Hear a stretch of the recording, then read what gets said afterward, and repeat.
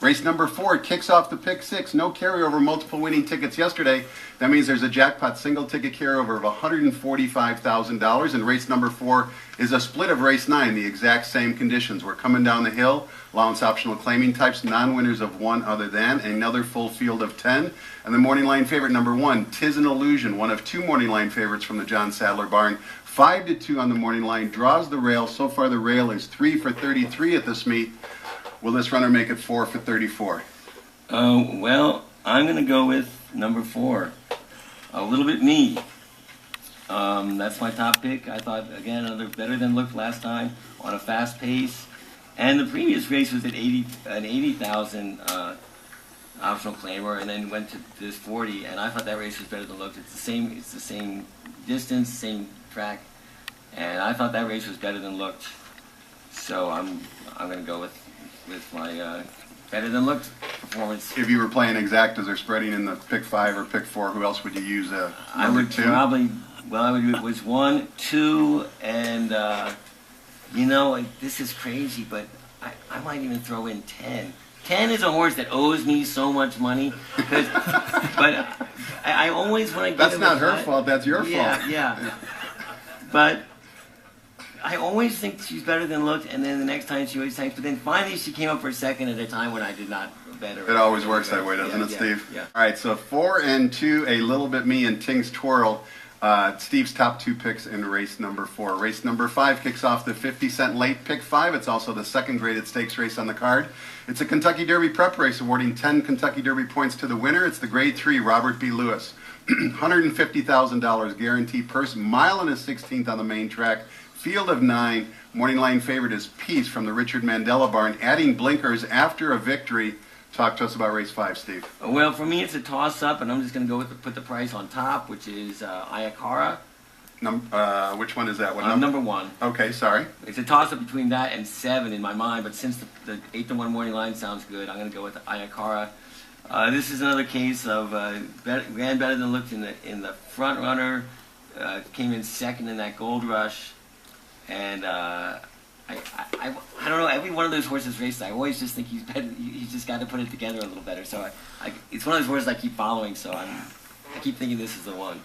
And Peace has been a very steady performer. Every one of his races has been. His first he lost by 4 lengths was better than looked. Then he came in second to Shiver Me Timbers. Then he won the next one out. So he's been steadily improving, and that's where I'm leaning. I mean, but for the price, I'm giving Ayakara a chance. 1 and 7 in race 5. Interesting. Steve's top 2 picks, both sired by the hot sire Violence.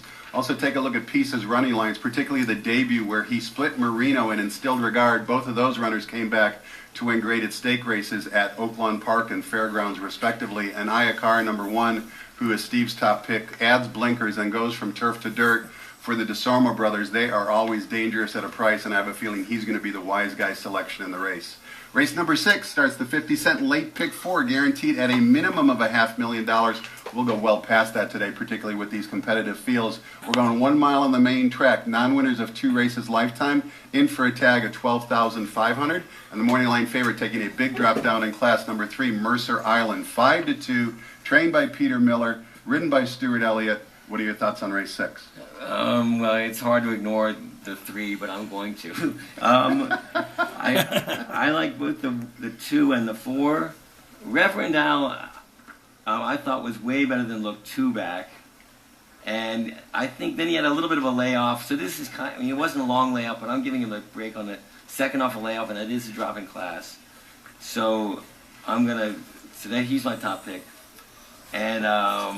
And then Southern Thunder last out was better than looked again. It was at this level, and at a mile and a 16th. But I also thought he was closing well when it was not in his. It was a speed favoring track that day. 2-4 in race 6. Steve's top pick, number 2, Reverend Al, got bet last time. Maybe the players saw what Steve saw in 2 races back. Morning line 6-1 that particular day last month here at Santa Anita. Closing odds were half of that, 3-1. Race number 7, our third graded stakes race on the card. It's the grade 2 San Marcos Stakes, going 1 mile and a quarter on the turf course.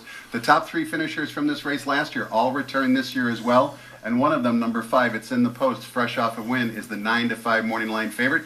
Take note, the connections of number 3, Mr. Rory, supplemented their horse to the race at a cost of $4,000. He's 1-for-1 at this distance.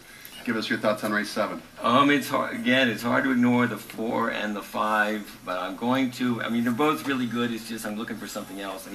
And I think between those two, I would choose Isotherm, the 4.